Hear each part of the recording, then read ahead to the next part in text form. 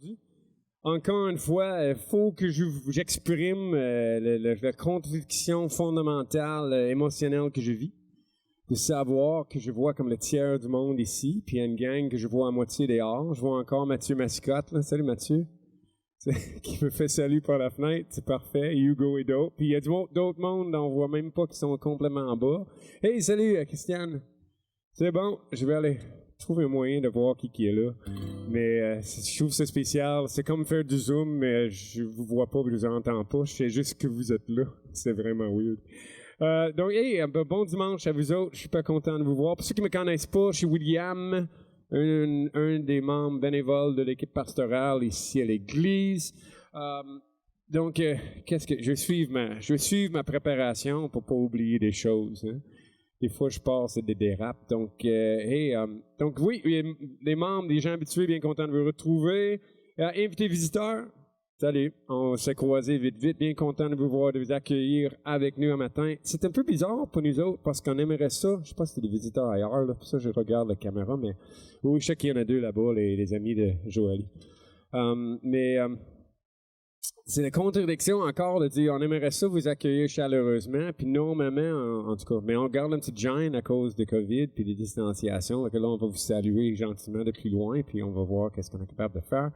Si jamais vous avez des questions à travers la réunion qui vient, ben vous allez voir moi, Mathieu, puis Yvon, les trois pasteurs vont passer en avant ce matin. Vous pouvez nous trouver après, puis ça me ferait plaisir de vous répondre à vos questions.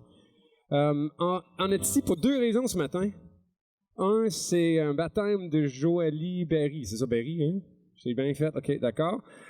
Et le baptême, on est habitué de le voir avec des petits-enfants qui viennent dans une petite robe blanche avec le prêtre qui fait un petit croix sur la tête, baptisé. Joëlie est un peu vieille pour ça, puis elle n'a pas de robe blanche, là. Puis Mathieu la prendra pas dans ses bras, je pense.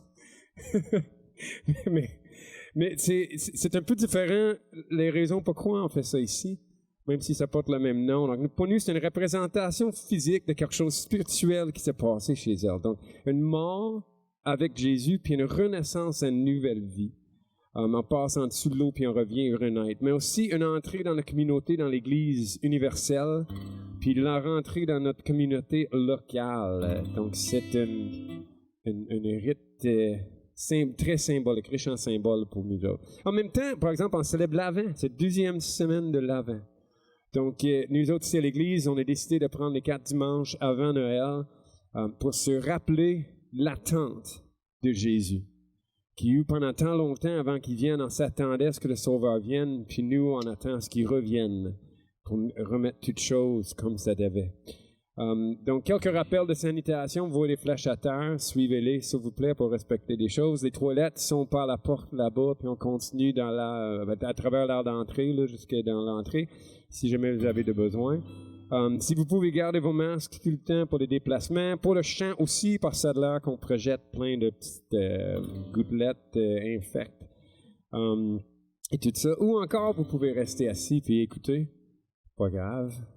Mais pas grave. J'aime ça vous chanter avec moi. Je suis pas un soliste, mais en tout cas. Vous pouvez enlever votre masque une fois que vous êtes assis, puis s'il vous plaît, respectez la distanciation en tout temps pour votre sécurité, pour le bien de l'autre, l'obéissance au gouvernement et tout le reste. On a 4 chants ce matin, 2 avant le baptême, 2 seront après, puis 3 des 4, c'est Joëlie qui les a demandés. Le premier, vous connaissez pas, je pense, à moins que vous écoutez sur YouTube. Inspiré du psaume 23. Donc, si jamais vous le connaissez, chantez avec moi. Sinon, essayez de la poignée, voir ce que vous êtes capable de faire. Mais ça va comme ça. L'Éternel est mon berger, de rien je ne manquerai. Oh mon âme, chante mon âme. Pas à pas il me conduit, au bord des eaux calmes je le suis. Oh mon âme, chante mon âme. Oui, toujours le bonheur et la grâce m'accompagneront devant sa face. Dans sa présence, tellement de joie, tellement de joie. Et Et tant qu'il se trouve auprès de moi, aucun mal, mon âme, tu ne craindras. Et dans son temple, je reviendrai, je reviendrai. Deuxième. Et si je traverse encore la vallée de l'ombre de la mort, oh mon âme, chante mon âme, puisque même le premier, non, rien ne pourra me séparer de son amour, de son amour. Oui, toujours le bonheur et la grâce m'accompagneront devant sa face. Dans sa présence, tellement de joie, tellement de joie. Et tant qu'il se trouve auprès de moi, aucun mal, mon âme, tu ne craindras. Et dans ton temple, je reviendrai, je reviendrai. Yahweh, Yahweh, tu fais briller sur moi ton soleil. Yahweh, Yahweh, ta lumière chasse au loin les ténèbres. Yahweh, Yahweh, ta parole éclaire mon sentier. Yahweh, Yahweh, Yahweh. Bientôt il viendra me chercher, et dans sa maison j'habiterai. Oh mon âme, chante mon âme, sans cesse jusqu'à son retour. Mon âme chante son amour tous les jours, tous les jours. Oui, toujours le bonheur et la grâce m'accompagneront devant sa face. Dans sa présence, tellement de joie, tellement de joie. Et tant qu'il se trouve auprès de moi, aucun mal, mon âme, tu ne craindras. Et dans ton temps, je reviendrai, je reviendrai. Yahweh, Yahweh, tu fais briller sur moi ton soleil. Yahweh, Yahweh, ta lumière chasse au loin des ténèbres. Yahweh, Yahweh, ta parole éclaire mon sentier. Yahweh, Yahweh, Yahweh.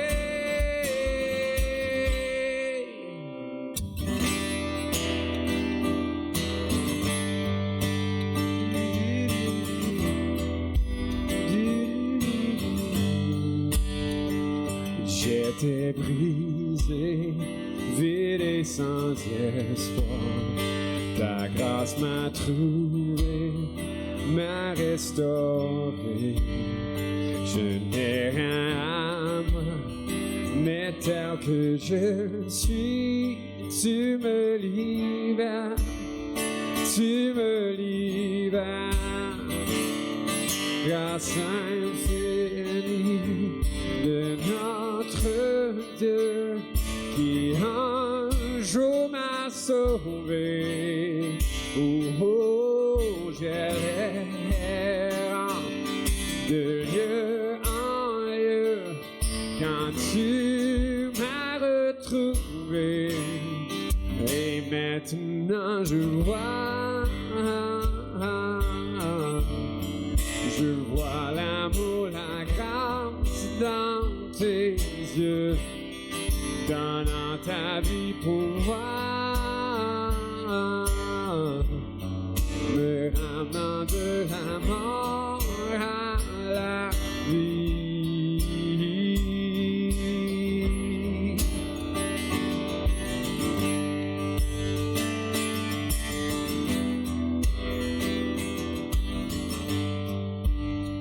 Tu prends nos échecs, tu prends nos faiblesses, tu places ton trésor dans des vases d'argile. Oh, prends mon cœur, Père, je veux te servir pour que tu sois ta vie en moi. Grâce infinie de notre Dieu qui un jour m'a sauvé. Oh, oh, j'allais de lieu en lieu quand tu m'as retrouvé. Et maintenant je vois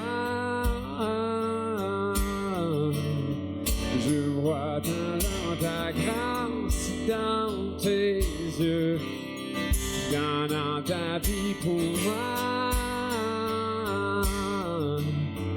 me ramenant de la mort à la vie.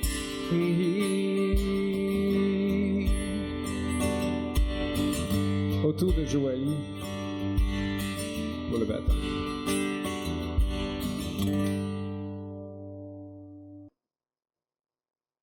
Bonjour à tous et à toutes, je m'appelle Joailly. Je veux remercier ma famille et l'Église d'être là pour mon baptême et je veux surtout remercier ma meilleure amie d'être venue assister à mon baptême. Aujourd'hui, j'aimerais vous raconter mon cheminement vers Dieu et comment le Seigneur m'a aidé à traverser une épreuve difficile.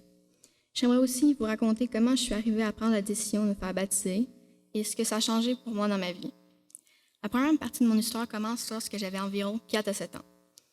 Je suis née dans une famille non chrétienne, mais malgré le fait que mes parents n'étaient pas chrétiens, je me rappelle qu'un soir, mon père m'avait parlé qu'il y avait un Dieu. À ce moment-là, mon père me disait que je pouvais parler à Dieu et qu'il m'écouterait et qu'il pouvait m'aider. Ce qui est drôle là-dedans, c'est que depuis mon plus jeune âge, je n'ai jamais cru aux contes de fées, comme le Père Noël, la Fée des Dents ou le Bonhomme 7 heures. Mais dans mon petit cœur d'enfant, j'ai cru à un fait qu'il y avait un Dieu qui pouvait parler, que je pouvais parler et qui m'écouterait et qui pouvait m'aider. C'est fou parce qu'on y pense. Quand tu es petit, c'est beaucoup plus facile de croire au Père Noël que tu vois. À toutes les Noëls, mon grand-père se déguisait en Père Noël pour venir mettre les cadeaux sous le sapin. C'est la même chose pour la Fée des Dents. C'est plus facile d'y croire lorsqu'on reçoit de l'argent après avoir perdu une dent. Mais pourtant, je ne croyais pas à ces histoires d'enfants, mais j'ai cru qu'il y avait un Dieu, même si je ne pouvais pas le voir. Je me suis donc mise à parler à Dieu de temps en temps. Par exemple, la nuit, quand j'avais peur, je regardais au-dessus de ma porte de chambre, car mon père avait installé une croix de Jésus. Et ça me rassurait. Mais bon, j'ai vieilli et avec le temps, je me suis mise à penser de moins en moins à Dieu. Il faut dire que mon père ne n'en avait pas vraiment beaucoup parlé. 1 ou 2 fois, mais pas plus. Cela avait quand même semé des graines dans mon cœur. Pour continuer mon histoire, je vais vous parler de mon primaire, car c'est là que Dieu a commencé à prendre de plus en plus de place dans ma vie et dans celle de ma famille.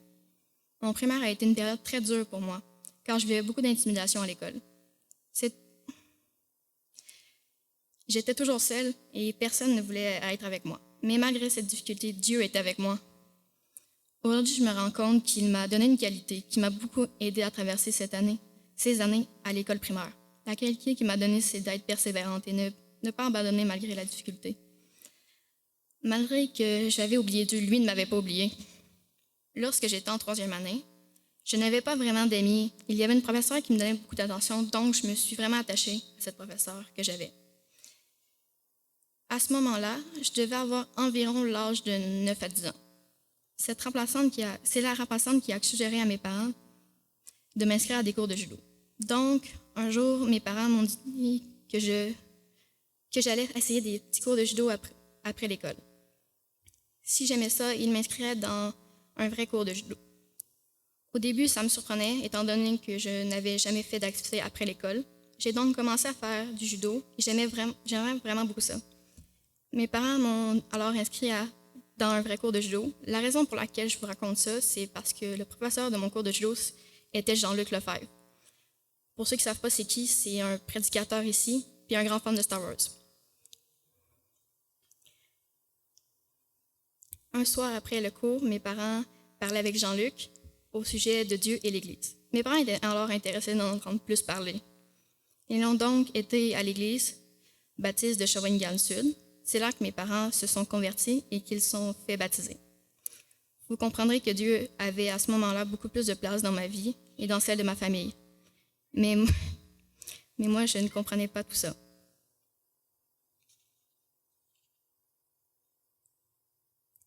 Un jour, Jean-Luc a changé d'église pour venir ici. Honnêtement, je ne comprenais pas vraiment les prédications et je trouvais ça long. Mais à un moment donné, j'ai suivi un cours avec Yvon Grimard et je me souviens qu'il s'était mis à parler de l'histoire de Jésus. J'avais déjà entendu ça des centaines de fois avant. Mais à ce moment-là, je ne sais pas trop pourquoi, mais j'ai compris clairement ce que Jésus était venu faire pour nous. Soudainement, ce n'était plus juste une histoire, mais je voyais la splendeur de la croix. Je venais de réaliser que nous étions des moins que rien et que malgré ça, par amour, Dieu a donné son Fils unique et a donné son Fils unique infiniment puissant à des moins que rien comme nous. Pourquoi? Pour que quiconque croit en lui ne périsse point, mais qu'il ait la vie éternelle. Malgré le fait que j'ai réalisé ceci, je ne crois pas que c'est à ce moment-là que je me suis convertie. Pour poursuivre mon histoire, je vais vous parler du confinement qui a lieu ce printemps. C'est durant ce moment que j'ai grandement réfléchi au baptême et à la place que Dieu devait avoir dans ma vie. Avant le confinement, mes parents m'avaient déjà demandé si je voulais être baptisée, mais je ne savais pas si je voulais vraiment, j'avais des questions et tout n'était pas encore clair pour moi. Depuis ce moment-là, ça m'arrivait parfois de tourner en rond dans ma chambre en pensant à la décision que je devais prendre. Ça me faisait un peu peur. En étant confinée, vous comprendrez que j'avais beaucoup de temps seule à la maison. J'utilisais ce temps pour écouter beaucoup de films avec des mondes imaginaires et sans trop m'en rendre compte, ces films ont pris beaucoup plus de place dans mon cœur, beaucoup plus de place que Dieu. Je me suis mise à penser uniquement à ces films, ces mondes imaginaires et toutes ces histoires, à tous ces personnages. Je parlais encore à Dieu, mais ce n'était certainement plus ma priorité dans ma vie. Durant cette période, il est arrivé un événement qui m'a vraiment mise en colère contre Dieu. Et c'est là que je me suis rendu compte que j'avais franchement été trop loin. Je négligeais Dieu. J'ai donc demandé pardon à Dieu pour mes mauvaises pensées et mes mauvaises attitudes. Quand je suis revenue à l'église pour la première fois après le confinement, on était dans la série des 10 commandements. La prédication de ce dimanche portait sur le 2e commandement « Tu ne te feras pas d'idole ». Et c'est là que j'ai réalisé que j'avais laissé beaucoup de place dans mon cœur à toutes ces sortes de choses. J'en étais venue à remplacer Dieu par tous ces films. J'étais idolâtre. C'est à ce moment-là que j'ai réalisé que je n'étais pas déprimée et en colère parce que je ne pouvais pas sortir, mais parce que Dieu n'avait pas la place qu'il méritait dans ma vie. Lorsque j'ai compris ça, j'ai immédiatement arrêté d'écouter ces films qui prenaient trop de place dans ma vie et qui me détournaient de Dieu. J'ai donc cherché par tous les moyens à remplacer ces choses par Dieu, car c'est lui qui est ma priorité. À ce moment-là, la question du baptême est revenue dans ma tête et j'ai dit à Dieu que dès que j'en aurais l'occasion, je me renseignerais davantage. Lorsque je suis retournée à l'église, mon père parlait avec Yvon Douville. J'ai pu lui poser quelques questions au sujet du baptême.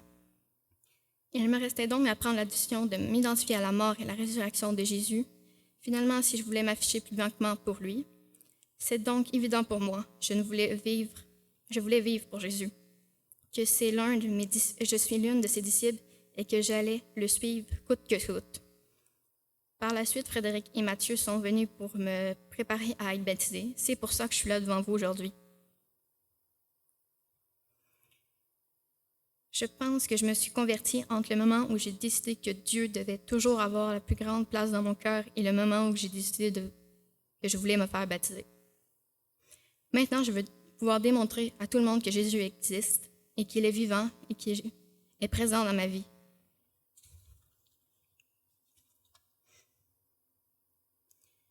Je veux pouvoir être une lumière dans ce monde afin de parler de mon Sauveur.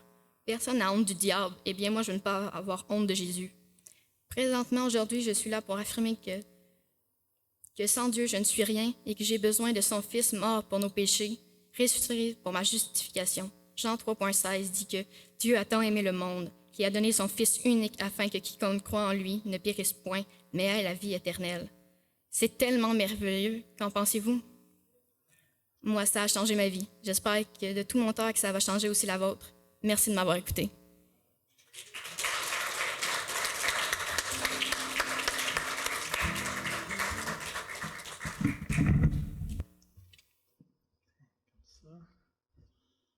peut-être t'asseoir, Joëlie.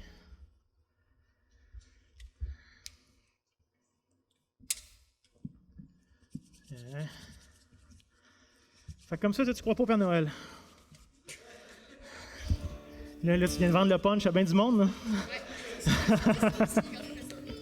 C'est bon.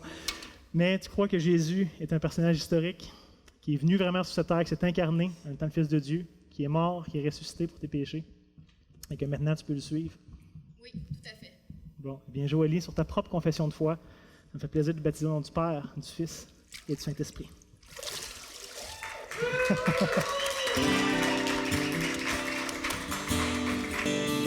Et ça va comme ça. Notre Père éternel, toi qui as tout créé, Dieu tout-puissant, c'est par ton Saint-Esprit que Jésus fut conçu, Christ notre Sauveur. Oui, je crois en Dieu notre Père. Oui, je crois en Christ son Fils. Oui, je crois en ton Saint-Esprit, ô Trinité divine. Oui, je crois à la résurrection que nous vivrons à jamais.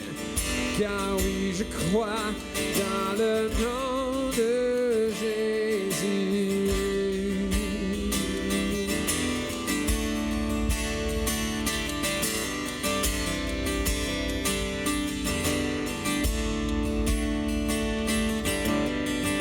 Notre juge et défenseur, tu souffris à la croix, le pardon est en toi.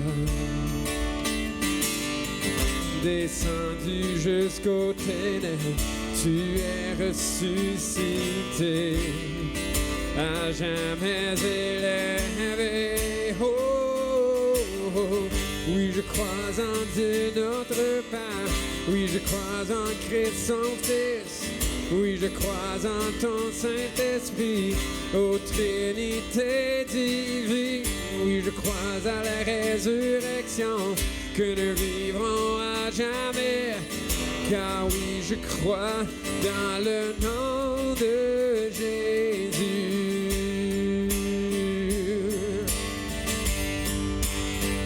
Oui, je crois en lui.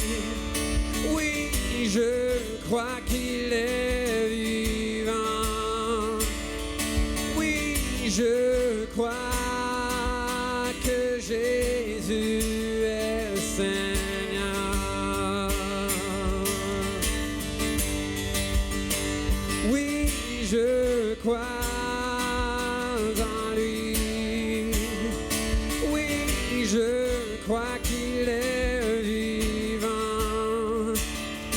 Oui, je crois que Jésus est Seigneur.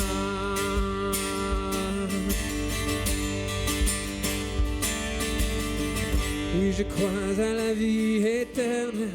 Je crois que d'une Vierge il est né. Je crois à la communion des saints et en ton sainte Église. Oui, je crois à la résurrection quand Jésus reviendra. Car oui, je crois dans le nom de Jésus.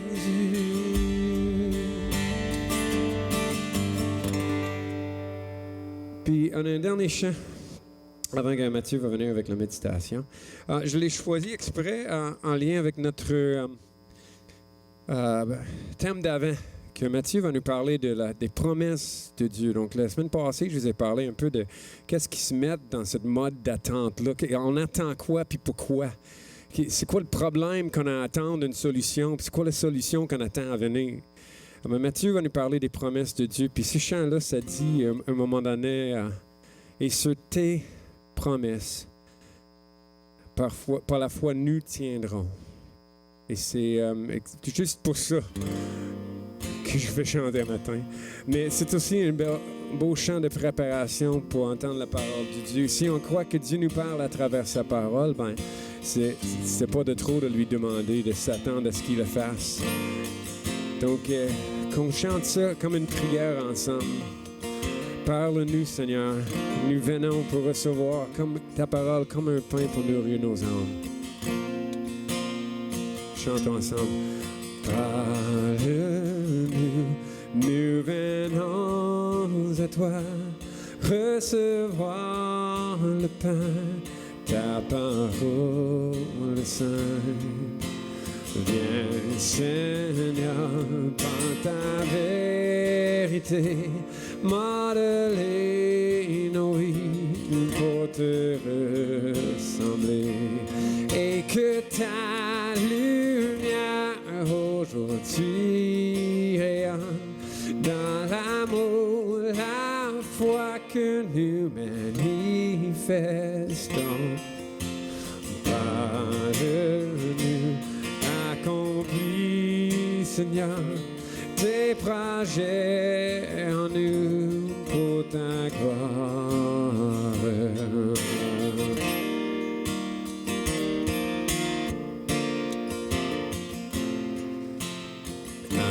Apprends-nous à te révérer, à te tomber, à nous humilier. Par l'éclat de ta pureté, viens sonder, Seigneur, nos voix, nos pensées.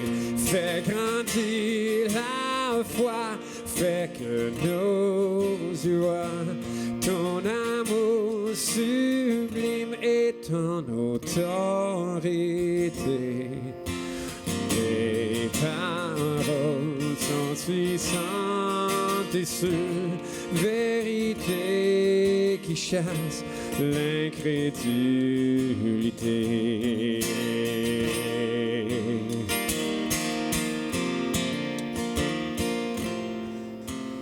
Parle-nous, renouvelle-nous, révèle à nos cœurs tes plans élevés.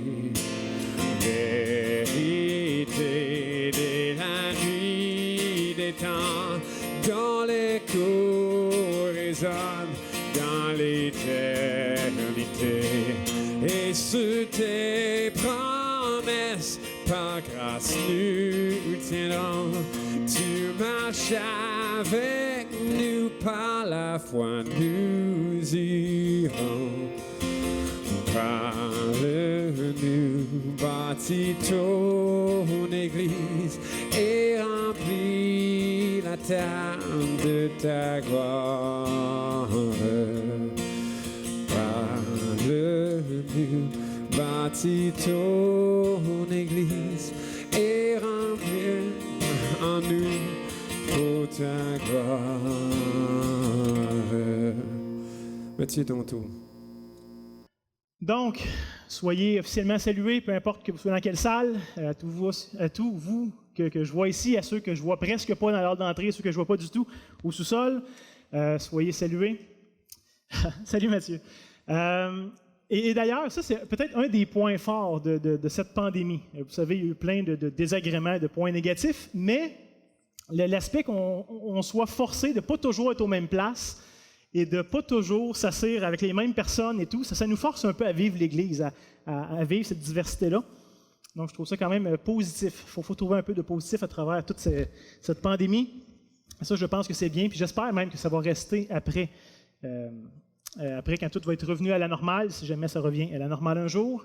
On ose espérer. Donc, pour continuer ensemble, c'est notre série de l'Avent. Comme Will disait, on est dans notre 2e dimanche actuellement. Et je vous rappelle que cette année, le but de cette série, c'est de nous faire savourer encore une fois toute la grande histoire de la rédemption. Parce que ça n'a pas commencé avec nous, ça n'a pas commencé avec ceux qui nous ont précédés d'une génération. Ça date de quand même assez loin. Ça fait un bout là, que ces promesses-là durent. Et si vous étiez là la semaine passée avec Will, vous vous rappelez sûrement que Will nous a parlé des origines et de l'importance de connaître les origines. Vous voyez, c'est un arbre généalogique. On fait peut-être moins ça aujourd'hui. C'est peut-être plus populaire que c'était. Mais c'est important, ça nous aide à comprendre d'où on vient, qu'est-ce qui se passe. Et si on comprend d'où on vient, mais on comprend un peu plus qui on est et où est-ce qu'on s'en va.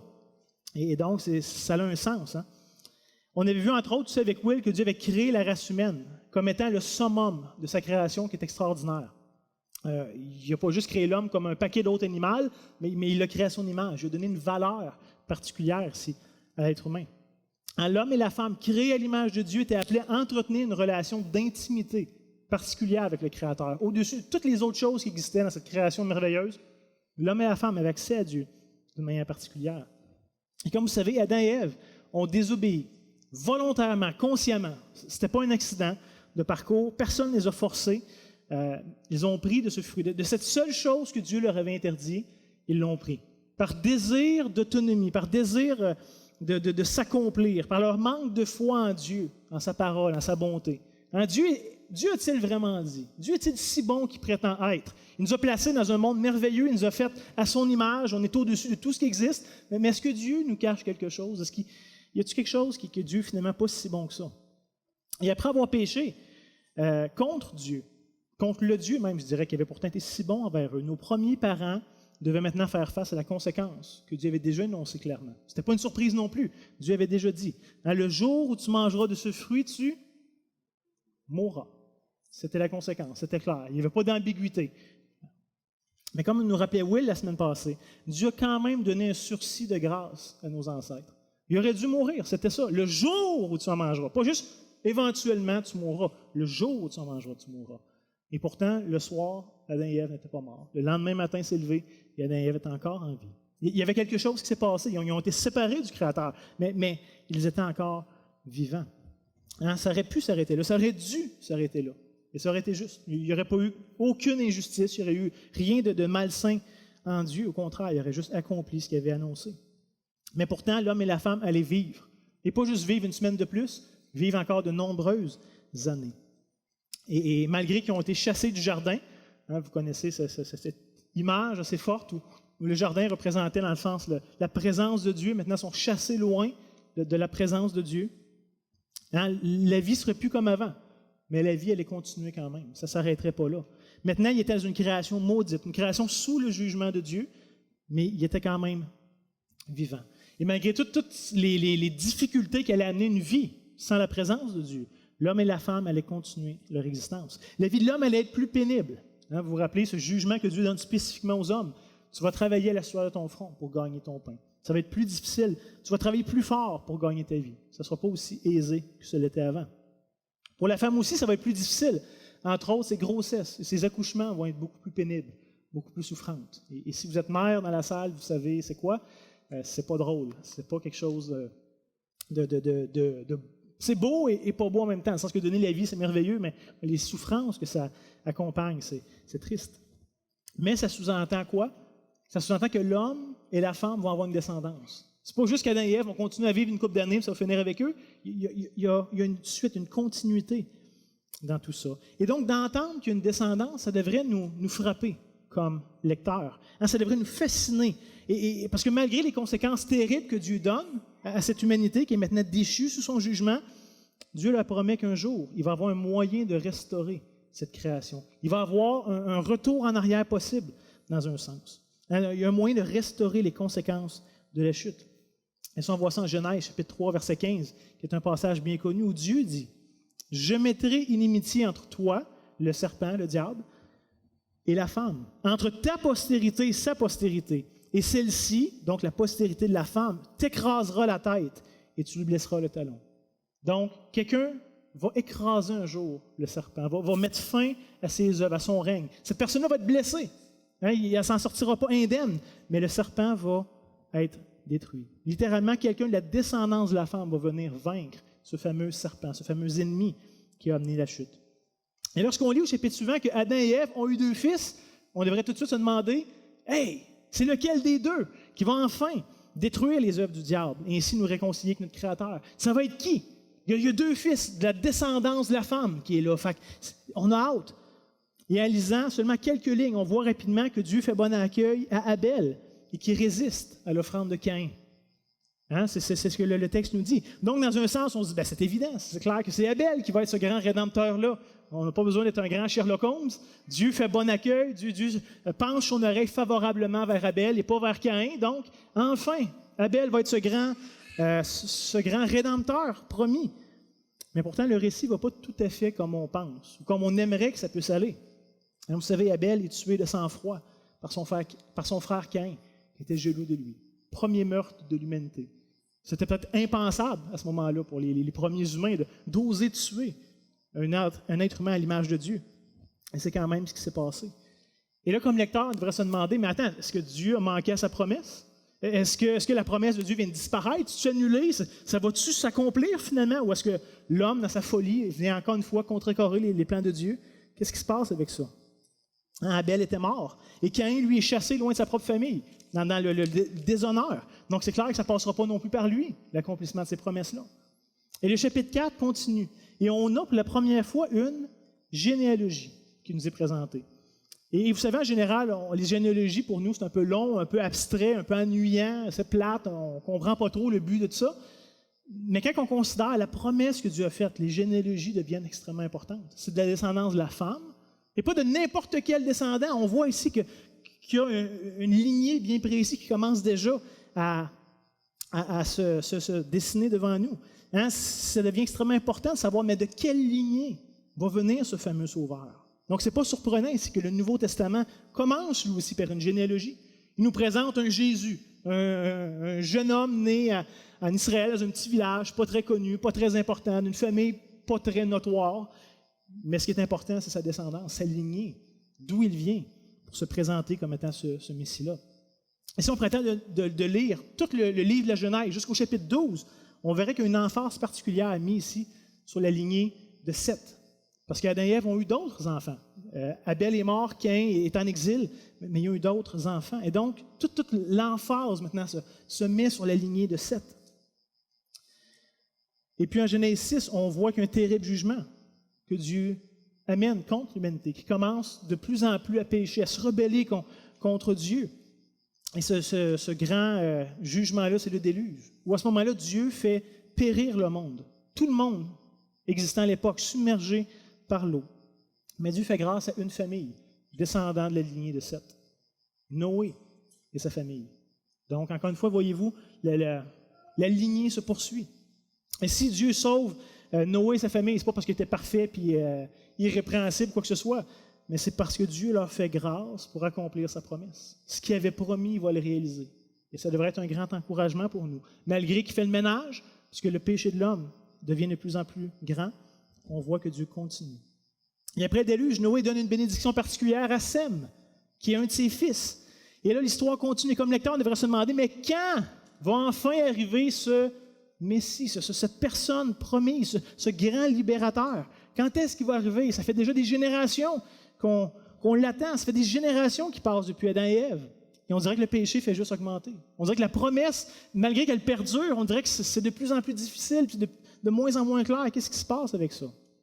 Et lorsqu'on arrive au chapitre 12, on voit que Dieu se manifeste d'une manière particulière à un homme de la descendance de Sem, un homme bien connu qui s'appelle Abraham. Et Abraham, on lit en Genèse 12, les versets 1 à 3, l'Éternel dit à Abraham, qui va devenir plus tard Abraham, « Va-t'en de ton pays, de ta patrie, de la maison de ton père, va dans le pays que je te montrerai. » Et si on prenait le temps de lire 3 chapitres plus loin, en Genèse 15, on verrait que Dieu va clarifier sa promesse en disant à Abraham, fais pas juste aller dans ce pays-là, mais je vais le donner, ce pays-là. Tu vas posséder ce pays-là. Toi et ta descendance, vous allez être ceux qui posséderont le pays de Canaan. Verset 2. « Je ferai de toi une grande nation, je te bénirai, je rendrai ton nom grand, et tu seras une source de bénédiction. Je bénirai ceux qui te béniront, je maudirai ceux qui te maudiront, et toutes les familles de la terre seront bénies en toi. » Pourquoi est-ce que toutes les familles de la terre seront bénies à Abraham? Parce que c'est de sa descendance que va venir le Messie, tant attendu, qui va venir restaurer ici les conséquences de la chute. Donc, Abraham, tu vas posséder un pays, tu vas être une grande nation, un peuple nombreux, et tu vas être une bénédiction pour toutes les familles de la terre. Donc, voyez-vous ici, Dieu fait une promesse qui aiguille encore une fois la fameuse annonce qu'il avait faite en Genèse 3. Il ne s'agit plus juste ici de la descendance de Ève, de Seth, de Noé, de Sem, mais maintenant, ça allait passer par Abraham, qui allait jouer un rôle prédominant dans tout ça, si vous connaissez l'histoire du peuple juif. Mais le problème, c'est que la femme d'Abraham est stérile, qu'elle ne peut pas avoir d'enfant. Et ça, c'est pas trop pratique quand tu es supposé être le père d'une grande nation. C'est quand même un élément majeur. Si tu ne peux pas avoir d'enfants puis que tu es appelé à avoir un peuple nombreux qui va sortir de toi. Hein, mais ce n'est pas tout. Je vous rappelle que Dieu, ici, dans son alliance avec Abraham, lui promet qu'il va posséder tout le pays de Canaan. Et il va même dire qu'il y a des rois qui allaient sortir de sa descendance, que ça allait être des gens extrêmement influents, extrêmement puissants. Et donc, par la foi dans les promesses de Dieu, Abraham entend ces promesses-là. Il va quitter sa famille, il va quitter son pays. Peut-être pas comme ça, mais il va vraiment déménager. Il va prendre tout ce qu'il a et il s'en va. Dans un pays qu'il ne connaît pas, dans une aventure qu'il ne connaît pas tout à fait la fin de tout ça, mais il croit dans les promesses de Dieu. Et il déménage, lui et toute sa famille, toutes ses propriétés, toute sa descendance, qu'il n'a pas encore à ce moment-là. Mais quand il arrive en Canaan, il ne possède pas le pays. Il n'arrive pas en disant « Bon, ben salut, moi j'ai une promesse de Dieu, fait que tout ça m'appartient maintenant, vous êtes à moi. » Ça ne marche pas comme ça. Abraham arrive comme un nomade, comme un étranger, comme un visiteur. Il ne possède rien. Il fait juste arriver avec ses biens. Et vous connaissez l'histoire, il y a plein de choses qu'on pourrait dire. Je vous encourage à relire même le livre de la Genèse pour ça. Mais ici, Abraham va vouloir un peu aider Dieu avec sa descendance. Parce que Dieu le bénit, Dieu intervient dans sa vie de manière concrète, mais il n'y a toujours pas de fils. Et là, Abraham se dit, ouais, ben là, on va donner un petit coup de main à Dieu. Je comprends que celui-là est peut-être plus difficile, fait qu'on va l'aider, fait qu'Abraham va avec sa servante et a un enfant.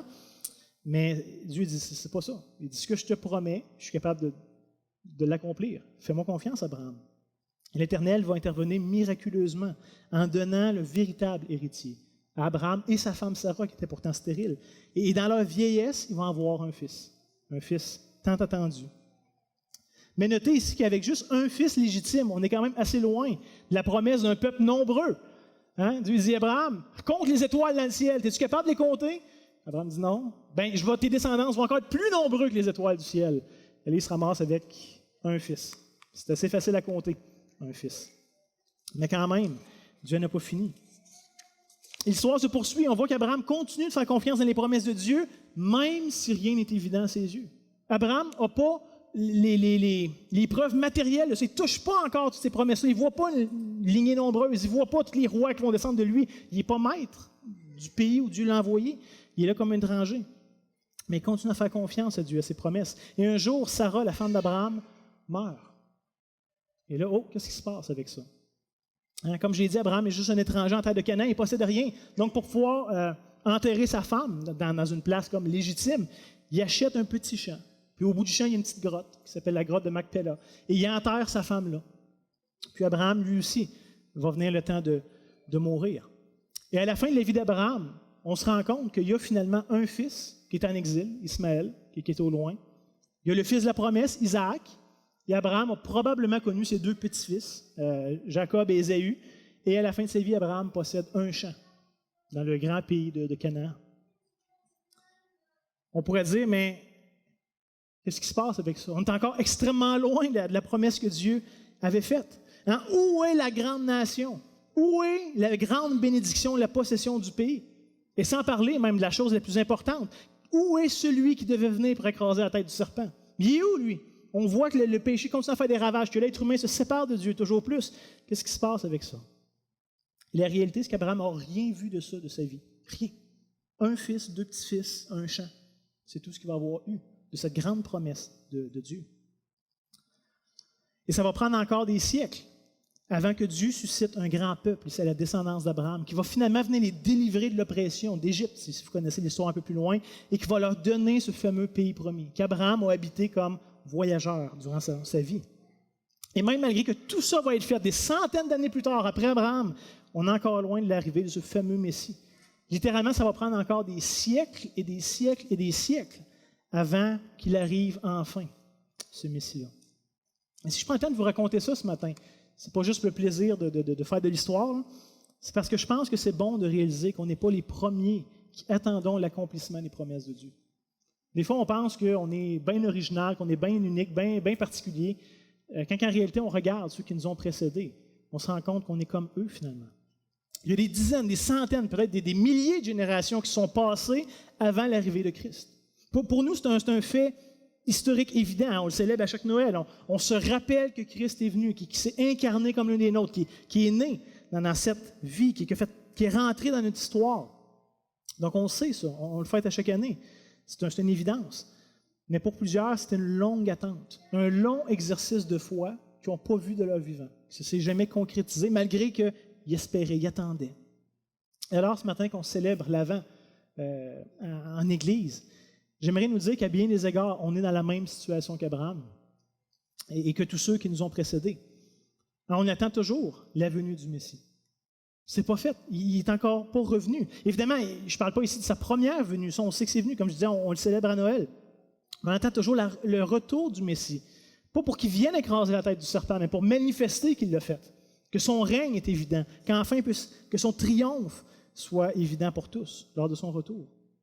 Malgré que Christ a vaincu le péché, le mal et même la mort, on ne le voit pas tout à fait encore. On ne l'expérimente pas tout à fait encore.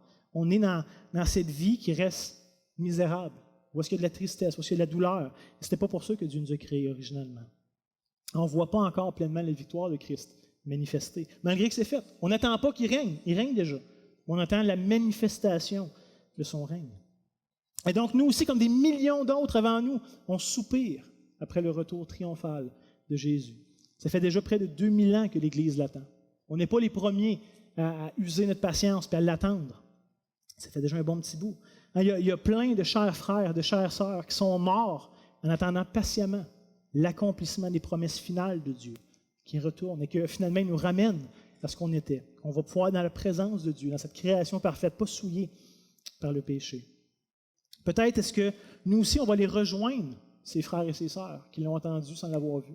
Peut-être qu'on va faire partie de ceux-là, qu'on ne sera pas ceux qui vont connaître son retour, comme Abraham, finalement. Mais peu importe, chérissons précieusement les promesses qui sont si chères à notre foi. Ce n'est pas parce que c'est long que ça n'arrivera pas. Ce n'est pas parce que c'est long qu'on n'a pas à l'espérer pour autant. Attendons-les avec hâte, avec joie, avec espérance, le retour du roi, le retour du Messie. Et que cette période ici de Noël, où on se rappelle de son incarnation, soit un moment pour nous de renouveler notre foi dans le Sauveur de l'humanité, en Jésus. Ça puisse nous rappeler que puisque Dieu nous a donné son Fils, qui s'est vraiment incarné dans l'histoire une première fois, on a toutes les raisons d'espérer qu'il revienne. Il a déjà été fidèle à toutes ses promesses. Il en manque juste quelques-unes. Et donc, puisqu'il était fidèle à un tant grand nombre de promesses, attendons l'accomplissement de ces quelques promesses restantes. Pour terminer, je vous lis un petit passage dans Habakkuk, qui n'est souvent pas un prophète qu'on connaît beaucoup, puis qui est très populaire, mais Habakkuk, Dieu lui avait dit quelque chose que je pense qu'à bien des égards, on peut appliquer à nous. Dans le contexte, Dieu disait à Habakkuk, « J'envoie les Babyloniens châtier Israël, qui ont été infidèles. » Évidemment, ce n'est pas dans ce sens-là que j'utilise le texte, mais regardez bien ce que Dieu ici disait à Habakkuk. Il dit, « Car c'est une prophétie dont le temps est déjà fixé. Elle marche vers son terme, elle ne mentira pas. Si elle tarde, attends-la, car elle s'accomplira certainement. » Et toutes ces promesses que Dieu a faites ici, on peut appliquer la même chose, car c'est des prophéties, des promesses dont le temps est déjà fixé. Nous, on ne sait pas quand, Dieu le sait. Ces prophéties, ces promesses marchent vers son terme, ils ne mentiront pas. Si elle tarde, attendons-la, car elle s'accomplira certainement. Donc, soyons de ceux qui attendent patiemment, avec tous ceux qui nous ont précédés, et tous ceux qui ont partagé la même foi, et célébrons Christ. En ce Noël, en cette période de l'année où on s'arrête ensemble pour se réjouir, célébrons Christ et anticipons son retour. Laissez-moi conclure par un mot de prière. Et Will, si tu veux déjà revenir pour ça, puis Yvon aussi pour la prière à la fin. Donc, Seigneur Dieu, merci pour ces promesses que tu as faites, qui sont claires. Ce ne sont pas des promesses floues, obscures, qui peuvent s'accomplir de 50 façons différentes. C'est précis. Tu nous donnes une lignée, tu nous donnes des marques claires, Seigneur. Et on te remercie pour ces promesses que tu fais. Et cette humanité qui pourtant s'est détournée de toi, continue à le faire, continue à s'opposer à toi, à ton règne, à tes promesses, Seigneur. On pense à notre propre peuple qui ne te recherche pas, qui ne te désire pas, qui souvent te rejette, que ce soit consciemment ou non.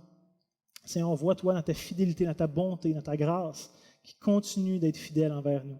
Et on veut t'en remercier.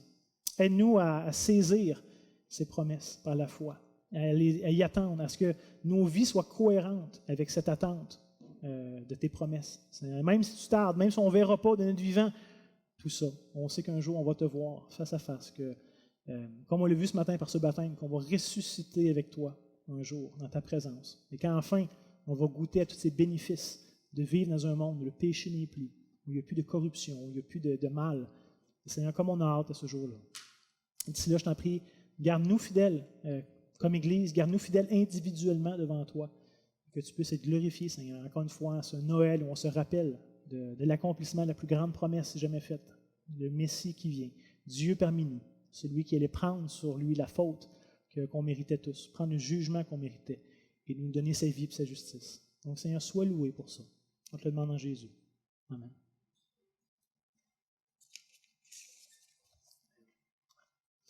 Joëlie, on t'inviterait, s'il te plaît. On peut se prier pour toi.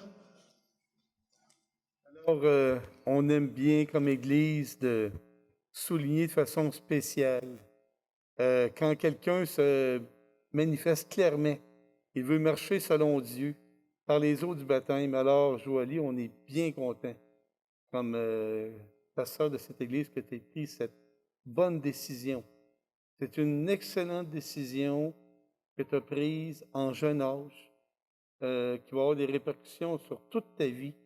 Et honnêtement, que ce soit une personne plus âgée, âge moyen ou jeune, qui se fait baptiser, c'est toujours une décision essentielle.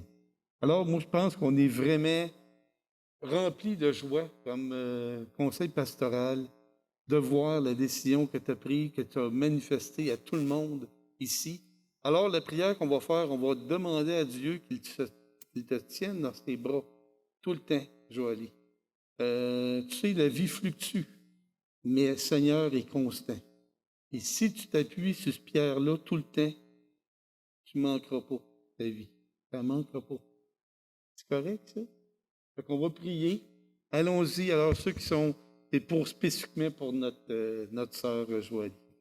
Merci, Seigneur. Quelle joie. Quelle joie que, comme Matthieu nous a expliqué, il y avait quelqu'un qui devait venir pour écraser la tête du serpent, pour ramener les choses correctement. Et cette personne, c'est Jésus-Christ, venu des cieux, qui a parcouru cette terre en toute humilité, devenant un enfant.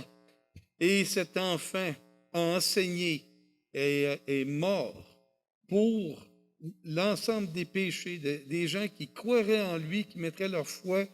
Et merci, Seigneur, que Joëlie a pris cette décision claire, qu'elle l'a manifestée ce matin devant tout le monde, qu'elle veut marcher dans tes voies à chaque moment. Et Seigneur, nous t'implorons que cette marche, lorsqu'on pense, par exemple, le voyage du pèlerin, tout ça, cette marche, elle est parsemée de toutes sortes d'obstacles. Et la seule manière de la franchir, c'est de toujours sentir ta main puissante qui est là à chaque moment. Et c'est notre prière du conseil pastoral envers toi, Joëlie. Envers Joëlie, Seigneur, prends soin d'elle d'une manière particulière. Elle a peut-être 16 ans dans ces coins-là. Alors, tiens-les dans tes bras. Et accompagne aussi ses parents, qui vont jouer un gros rôle également, son entourage, l'Église, les frères, les sœurs, les jeunes de cette Église qui peuvent l'entourer, ses amis également, qu'ils puissent avoir un impact autour d'elle, en travers toutes sortes de personnes, qu'elle puisse rayonner dans sa vie. Nous te remercions. Quelle joie que nous vivons ce matin pour Joëlie, et de voir quelqu'un qui a dit oui au message que tu es le grand sauveur et que tu es le Seigneur et que tu ne mettras pas à la porte quiconque viendra vers toi. Et c'est qu'est-ce que tu as fait avec puissance pour Joëlie. Merci, Seigneur Jésus. C'est ta prière de nous, du conseil pastoral, de l'ensemble de l'Assemblée, pour cette nouvelle âme sauvée, Seigneur Jésus. Dans ta grâce, Amen.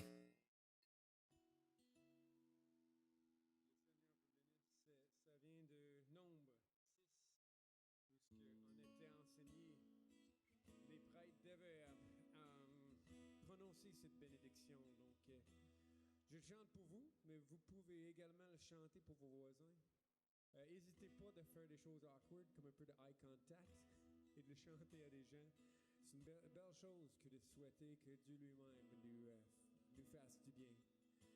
Que l'Éternel te bénisse et que l'Éternel te garde, que son visage visage brille sur toi, qu'il t'accorde sa grâce. Que l'Éternel te bénisse et que l'Éternel te garde, qu'il se tourne vers toi et t'accorde sa paix. Donc bon dimanche, bonne réunion.